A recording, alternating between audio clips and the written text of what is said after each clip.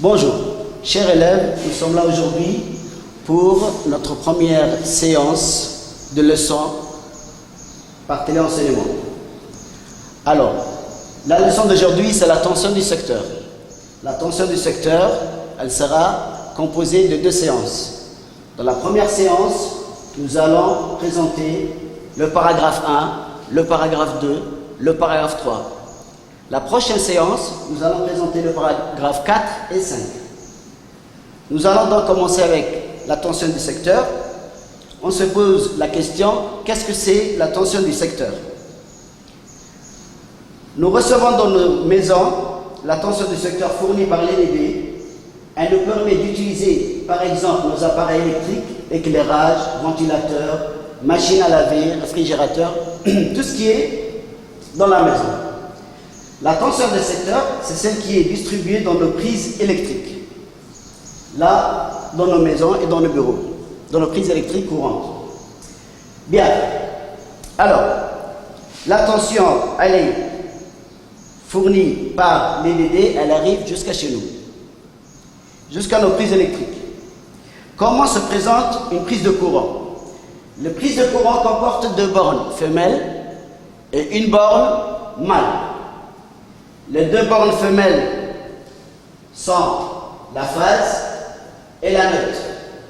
La borne terre, la borne mâle, c'est la borne terre. Tout le monde sait à quoi ressemble une prise électrique. Elle a ces trois bornes, deux trous et une tige sortante. Les deux trous, c'est les bornes femelles et la tige sortante, c'est la borne mâle. La prise de terre ne sert pas au fonctionnement du récepteur, mais contribue à la sécurité. La prise de terre est obligatoirement en vert et en jaune. Vous la voyez ici. La borne neutre est reliée à la terre, elle est de couleur bleue. La borne phase, généralement, elle est de couleur rouge, mais elle peut être de couleur orange, marron ou noir. Comme vous le voyez sur le schéma. Et là, on va voir sur une vidéo comment on les distingue. Sur cette vidéo, vous voyez que on a le fil de terre en jaune et vert, la phase en marron et la neutre en bleu. On revient. Comment distinguer les deux bornes femelles? Du moment qu'il y a deux trous, il y a deux bornes femelles, comment on peut les distinguer? Pour cela, on utilise ce qu'on appelle un tournevis testeur.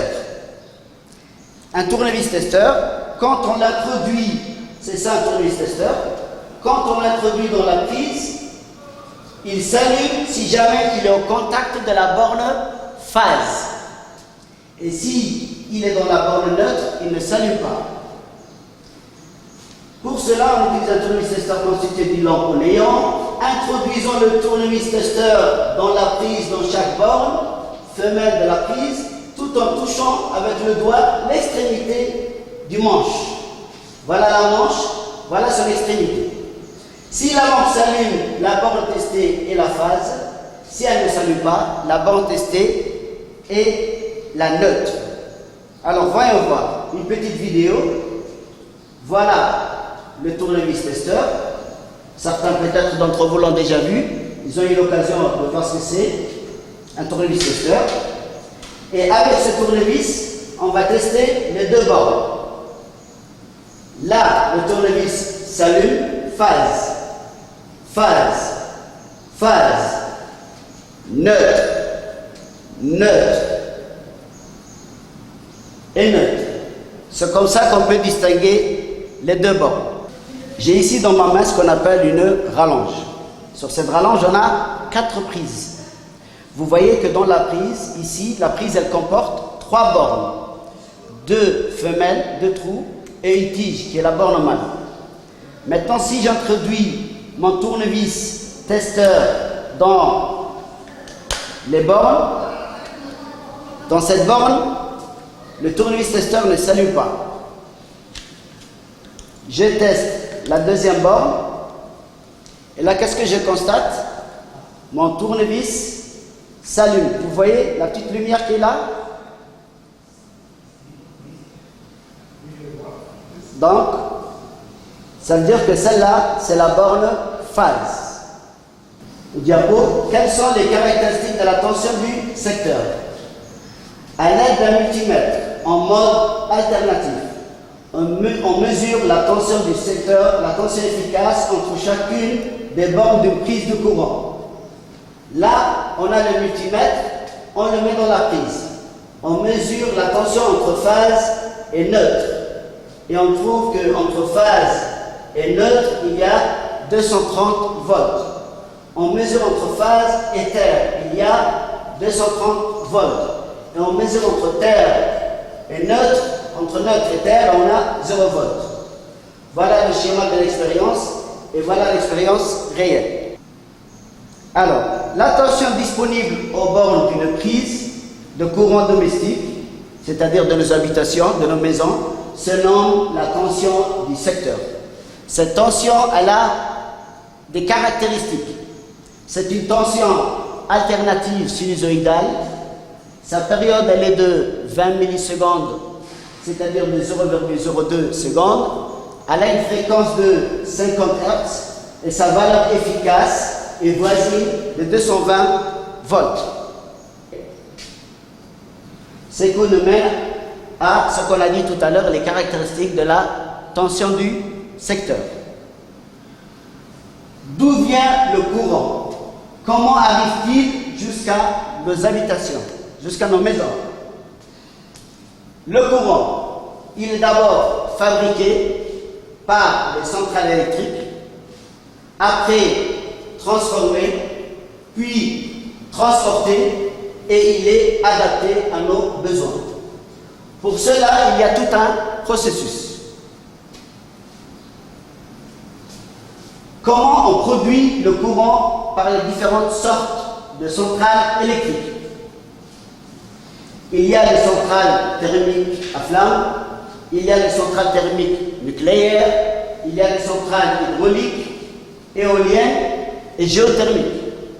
Tout ça produit de l'électricité. Bien. L'électricité fournie est transformée par des transformateurs, des postes de transformateurs qui sont sur les côtés électriques, que certains ont déjà vu ce genre de transfo dans nos secteurs, dans les quartiers. On transforme l'électricité qui arrive, qui est produite par les DB, de façon à ce qu'on puisse l'abaisser. Une fois transformée, elle est transportée. Après sa production, l'énergie électrique est transportée parfois sur des très longues distances pour limiter la perte d'énergie par effet Joule.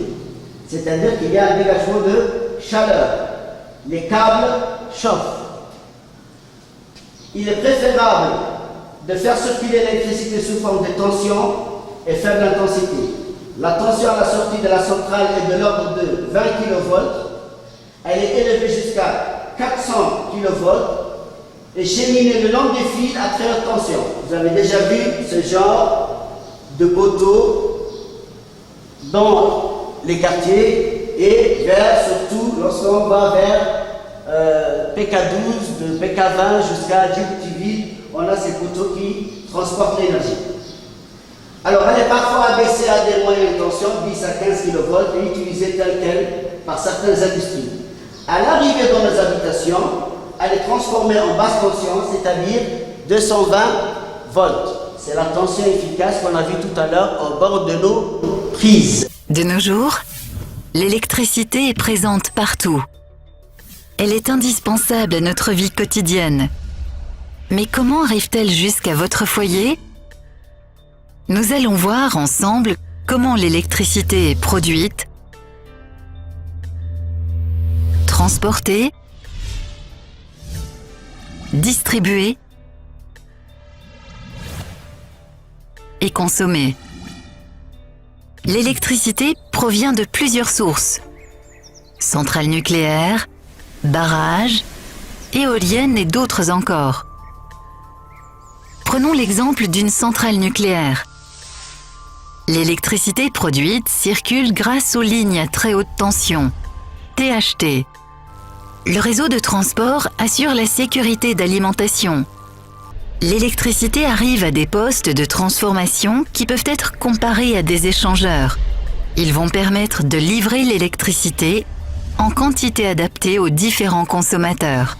Des transformateurs vont diminuer une nouvelle et dernière fois le niveau de tension de l'électricité pour qu'elle soit utilisable dans vos foyers en basse tension. Et voilà le schéma des processus.